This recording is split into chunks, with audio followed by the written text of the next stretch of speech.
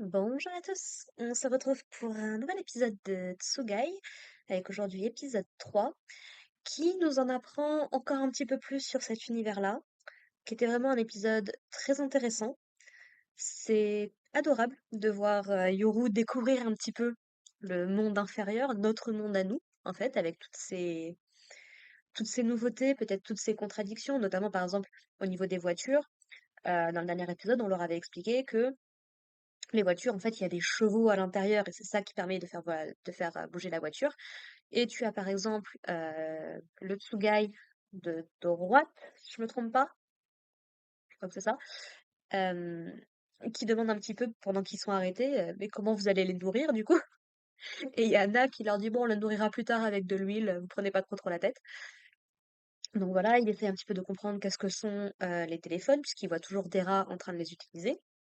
Donc il essaye de lui expliquer, bah écoute, c'est une espèce de balise qui envoie des voix et des images, par exemple. Euh, Qu'est-ce qu'il découvre?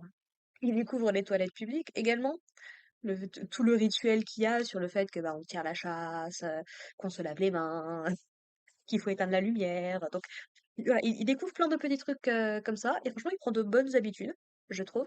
J'aime beaucoup le personnage de Yoru à ce niveau-là.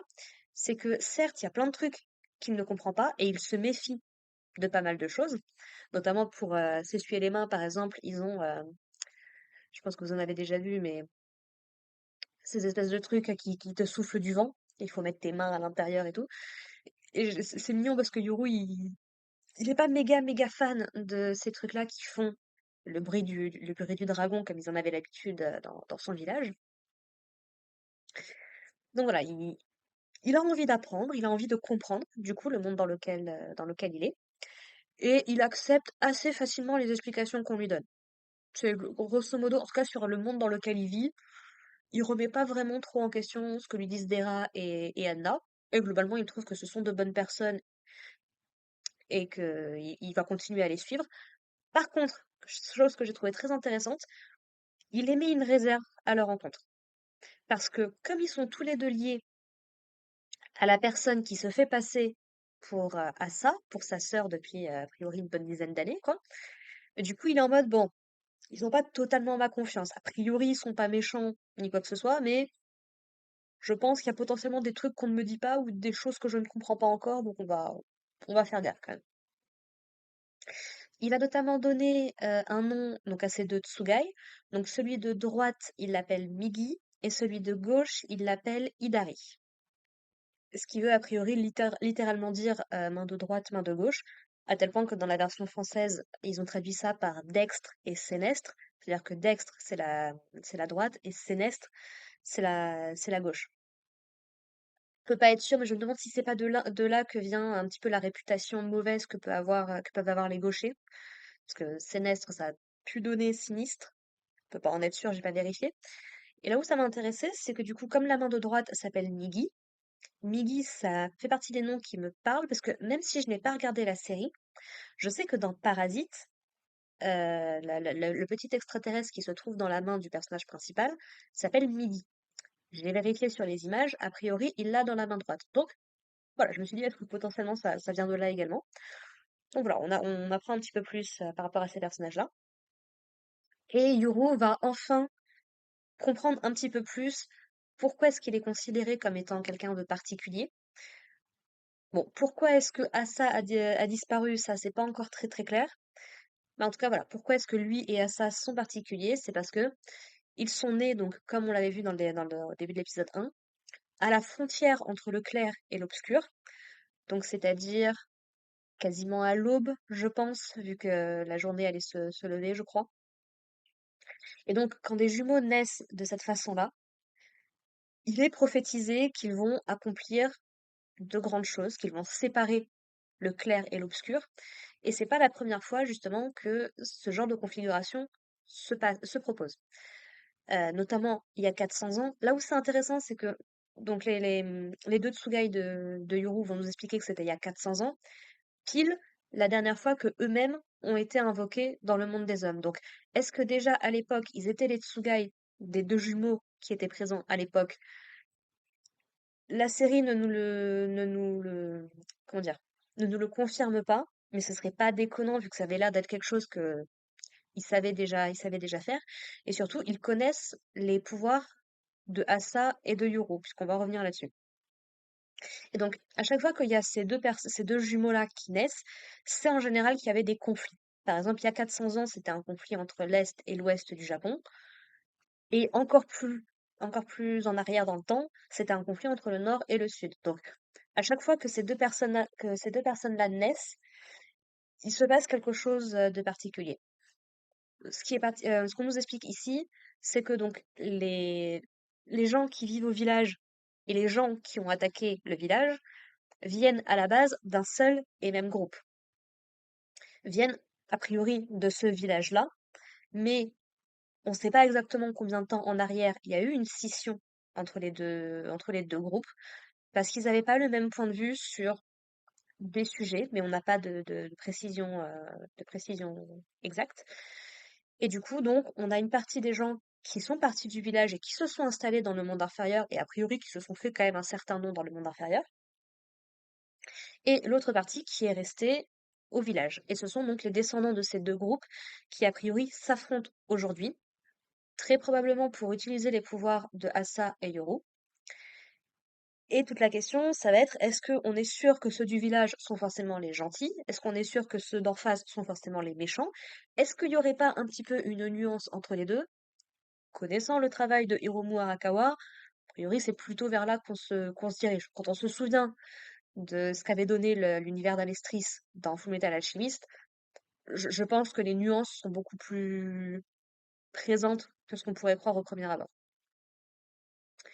Notamment parce que l'opening, franchement, les met vraiment dans un seul et même groupe, tous ces personnages-là, donc je serais curieuse de voir comment ça va se goupiller, tout ça. Donc voilà, donc a priori, Asa et Yoru ont un but particulier, puisqu'ils vont être capables de développer, donc pour Asa, a priori, le pouvoir de la délivrance, qui a priori, elle a déjà réussi à le débloquer, puisqu'elle a réussi à détruire la barrière, puisque donc le pouvoir de la délivrance, a priori, est capable de détruire toute chose, notamment des barrières. Du côté de Yoru, il devrait débloquer un pouvoir qui s'appelle l'union, et qui semblerait-il permet de figer tout ce qui existe. On n'a pas exactement plus de détails, mais voilà, a priori, ces deux pouvoirs sont, bah, je dirais, un peu complémentaires parce qu'il n'y a pas l'air d'en avoir un qui a forcément un effet plus bénéfique que l'autre. Franchement, les deux m'ont l'air d'être plutôt dangereux potentiellement. Je vois pas forcément d'utilisation bénéfique de l'un comme de l'autre. En tout cas, pour l'instant, on n'en sait pas beaucoup plus sur ce que sont ces fameux pouvoirs en question. Et surtout qu'a priori, personne ne sait trop ce qui se passerait si les deux se retrouvaient à, comment dire, à être utilisés dans un même but, si j'ai bien compris. Et du coup, comme a priori ça n'est jamais arrivé qu'une seule personne maîtrise ces deux pouvoirs-là, personne ne sait ce qui pourrait arriver, ce qui les rend potentiellement dangereux, et ce qui fait que des personnes extérieures veulent se servir de ce pouvoir-là à travers Asa et à travers Yoru. On va également avoir nos deux Tsugai qui vont nous expliquer, euh, donc qui n'ont jamais vraiment vu Asa. Ils ont juste eu vent de la naissance d'un jumeau, mais ils ont principalement vu Yoru, notamment avec ses deux parents. Et notamment le fait que son père l'a amené à la chasse à un certain âge et ce genre de choses. Mais que Asa, du coup, il l'avait jamais vu. Alors, on voit bien que la Asa du flashback qu'on voit brièvement dans cet épisode-là ressemble comme deux gouttes d'eau à la Asa qu'on a rencontrée dans l'épisode 1 et qui se faisait passer du coup pour la sœur de Yoru. Et donc, ce qu'il en retourne, c'est qu'apparemment, donc, la mère de Yoru et de Asa est une femme qui vient du monde inférieur à la base et qui a trouvé un petit peu le village, bah, un petit peu par hasard en fait. Elle se baladait et puis elle a tourné au mauvais arbre et elle est tombée sur le village. Puisqu'on découvre donc que c'est une barrière, mais une barrière à trous en fait. Il y a moyen, en faisant le bon chemin, de sortir et de rentrer de la barrière assez facilement. Donc, a priori, nos assaillants, du coup, ne connaissaient pas cette route-là, puisque on a dû utiliser le pouvoir de Assa pour détruire la barrière. Là où apparemment la famille de Dera, du coup, est au courant de ce secret-là, et c'est pour ça que ça lui a été transmis de cette façon-là. Donc c'est plutôt intéressant. Mais voilà, ça reste une barrière à tout, quoi, globalement. Et donc sa mère vient du monde inférieur, est restée plus ou moins là, mais elle a notamment déjà exprimé l'envie à Yoru de les emmener tous, donc son père et ses enfants, dans son monde à elle, pour potentiellement lui montrer. Et il semblerait, dans ce qu'on en comprend, que ses deux parents sont partis un petit peu en précipitation avec Asa, en l'ayant notamment caché et autres, et c'est la seule fois où les deux Tsugai ont pu voir à quoi ressemblait Asa, et qu'elle portait la même odeur que Yoru, donc à un moment, il n'y a pas de miracle. Qu'on l'accepte ou pas, il semblerait que c'est bien sa sœur, hein, quand même. Donc voilà, donc c'est qu'a priori, s'ils sont partis en précipitation, en regardant derrière eux, en n'étant pas très rassurés, et le fait que Asa ait grandi dans la faction ennemie, et le fait que ces anciens tenaient absolument à ce que Yuru reste dans le village et autres, voilà, est-ce qu'on est sûr que que les gens du village sont forcément, en tout cas, que ceux qui dirigent, étaient forcément les bonnes personnes dans cette histoire? Je suis pas convaincue. Ce qu'on a vu également dans l'épisode 1 et que j'avais déjà mentionné, c'est que la fausse Asa était globalement enfermée, avait l'air de servir un petit peu, je sais pas, soit de réceptacle, de catalyseur, soit de fonction un petit peu mystique ou quelque chose comme ça. Est-ce que les parents n'ont pas voulu sauver Asa de ce triste sort, on va dire ça comme ça? Est-ce que Asa était bien traitée dans le village? Vu comment était traitée la fausse, je suis pas des masses convaincue, soyons très honnêtes. Voilà, il y a encore plein de questions en suspens, mais en tout cas, Yoko veut interagir avec Asa, du coup, la vraie, pour essayer de savoir, pour essayer potentiellement d'en apprendre un petit peu plus, et dans l'idée de retrouver ses parents, parce que jusqu'ici, il s'était toujours dit que ses parents, bah, les avaient abandonnés, lui et Asa, puisqu'ils avaient grandi dans le village. Maintenant qu'il sait qu'ils sont partis avec Asa, il y a peut-être un petit peu de colère, un petit peu de tristesse de se dire, ah bah non, en fait, ils m'ont laissé que moi, en fait. Est-ce qu'ils n'ont pris Asa que pour une raison particulière? Est-ce qu'ils n'ont pas réussi à prendre Yuru? Ça, pour le coup, on n'a pas encore d'explication. Je n'ai aucun doute sur le fait que ça viendra plus tard dans la série. Par contre, ma petite prédiction personnelle, j'ai tendance à penser que les parents de Yuru ne sont plus en vie à l'heure actuelle. Je sais pas, c'est la façon dont tout ça est présenté. J'ai le sentiment que malheureusement, soit ils ont été tués par les membres du village, soit ils ont été tués par la faction qui a récupéré Asa, soit peut-être qu'ils sont morts de façon plus ou moins naturelle. Ça peut aller de accident, maladie, à ce genre. En tout cas, que ce ne soit pas une intervention extérieure directe qui est amenée à leur mort. Et si ça se trouve, je me trompe, et ils sont toujours en vie. Mais j'ai d'autres doutes là-dessus. Mais bon, on verra plus tard ce que la série décide de faire. Voilà. Et pour finir, on a Dera qui propose à Anna entre guillemets, de l'épouser pour de faux, pour vendre un petit peu l'idée qu'ils sont une famille avec Yuru, et pour éviter d'attirer un petit peu trop l'attention. Parce qu'un père tout seul avec ses enfants, soit sa femme l'a quitté, soit il l'a trompé, soit il l'a batté, soit elle est morte. Enfin, voilà, ça va faire jaser d'une manière ou d'une autre. Donc, pour essayer de garder un petit peu profil bas le temps de régler un peu la situation actuelle, voilà, ça peut être une solution temporaire.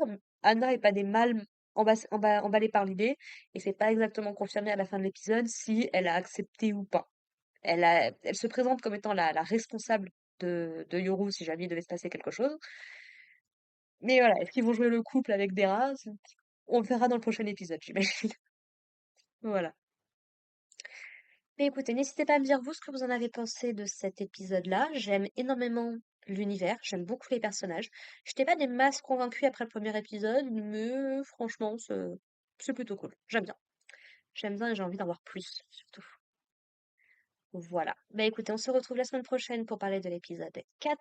Merci de m'avoir écouté. Portez-vous bien, prenez soin de vous, prenez soin de vos proches, et puis à la prochaine.